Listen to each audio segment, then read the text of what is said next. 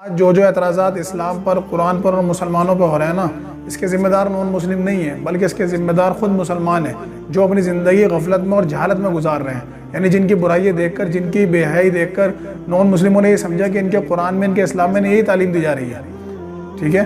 یعنی کہ قرآن میں نہیں لکھا کہ جھوٹ بولنا حرام ہے، جھوٹ بولنا گناہ ہے، پھر بھی آپ دیکھ لیں آج کتنے مسلمان ہیں جو جھوٹ بول رہے ہیں۔ یعنی جس نبی کے بارے میں، جس پروفٹ کے بارے میں یہ آتا ہے کہ ان کے زمانے کے نون مسلم لوگ انہیں صادق اور امین کہہ کے پکارتے تھے، یعنی دنیا کا سب سے سچا انسان، دنیا کا سب سے امانت دار انسان، لوگ ان کے پاس آ کر امانتیں رکھتے تھے، لوگ ان سے آ کر اپنے فیصلے کرایا کرتے تھے، ان کو سچا سمجھا کرتے تھے، ان کے بارے میں لوگ مثالیں دیا کرتے تھے کہ محمد سے سچا انسان ہم نے نہیں دیکھا، ٹھیک ہے۔ آج بھی ہسٹری آپ پڑھیں گے اور آپ پڑھیں گے کہ دنیا کا سب سے بہترین انسان کون ہے تو محمد صلی اللہ علیہ وسلم کا نام آتا ہے۔ اس نبی کے ماننے والے، اس نبی کی امت کیا کر رہی ہے کہ وہ جھوٹ بول رہی ہے۔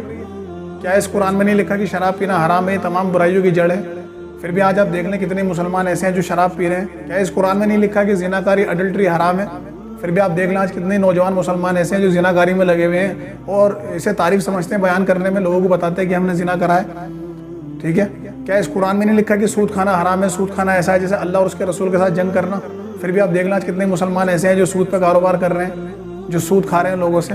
تو کیا انہیں اللہ سے ڈر نہیں لگتا؟ تو جب تمام برائیاں مسلمانوں کے اندر موجود ہیں تو پھر نون مسلم کیسے مسلمان ہوگا؟ نون مسلم کو کیسے معلوم پڑے گا کہ اسلام جو ہے وہ صحیح مذہب ہے؟ تو اس میں نون مسلموں کی غلطی کیسے ہوئی؟ اس میں تو مسلمانوں کی غلطی ہوئی نا۔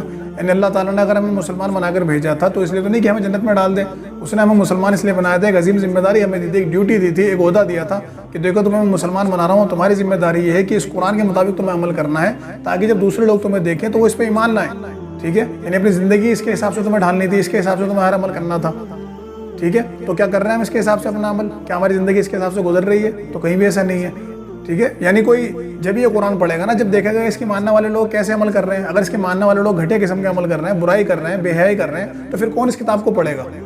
تو اس قرآن سے، اسلام سے نفرت آپ لوگوں نے دلائی ہے، آپ لوگوں کے عملوں نے دلائی ہے۔ یعنی آپ دیکھ لیں جتنے بھی لوگ پوری دنیا میں مسلمان ہوتے ہیں، چاہے وہ عرب میں ہوں، چاہے عجم میں ہوں، چاہے انگریزوں میں ہوں، کہیں بھی جو مسلمان ہوتے ہیں وہ یہ کہتے ہیں کہ ہم مسلمانوں کو دیکھ کے مسلمان نہیں ہوئے، ہم اس کتاب کو پڑھ کے مسلمان ہوئے ہیں۔ اگر ہم مسلمانوں کو دیکھ کر مسلمان ہونا چاہتے تو کبھی بھی نہ ہوتے۔ جن جن لوگوں کی وجہ سے دین بدنام ہو رہا ہے، یا اسلام بدنام ہو رہا ہے، یا قرآن بدنام ہو رہا ہے، یا اللہ رسول کو برا بھلا کہا جا رہا ہے، تو وہ لوگ ہوش کے ناخن لیں، وہ لوگ آج اپنے برے کاموں سے توبہ کر لیں اور اپنی زندگی اس طریقے سے گزاریں جس طریقے سے قرآن نے گزارنے کا حکم دیا ہے۔ یعنی تبلیغ صرف یہی نہیں کہ آپ کسی کو قرآن حدیث سنانے بیٹھ جائیں، قرآن حدیث سے کسی کو دعوت دیں۔ سب سے بڑی تبلیغ تو اپنے اندر تبدیلی لانے کی، اپنا آپ کو اچھا کرنے کی، کہ سامنے والا مجبور ہو جائے کہ آپ کو دیکھ کر اس کے اندر بھی جذبہ ہو کہ میں بھی ایسا اچھا انسان بنوں، ٹھیک ہے۔ تو سب سے بڑی تبلیغ یہ ہے کہ اپنا آپ کو سدھارا جائے، اپنا آپ کو اس راستے پہ لایا جائے جس سے دنیا کا بھلا ہو، دنیا نیکی کے راستے پہ آئے اور آخرت میں آپ کا بھلا ہو۔ تو میرے وہ تمام مسلمان بھائی جو دنیا کے کسی بھی کونے میں رہتے ہیں، چاہے وہ کسی بھی شعبے میں، کسی بھی فیلڈ میں، کسی بھی طبقے میں کام کرتے ہیں، وہ اپنے اندر سے جھوٹ کو، فریب کو، زنا کاری کو، شراب کو، سود کو، یعنی ہر برائی کو اپنے اندر سے نکال دیں، ٹھیک ہے، اور ایک سیدھے سادے سچے مسلمان بن جائیں جیسا اللہ اور اس کے رسول نے بننے کا حکم دیا ہے، ٹھیک ہے۔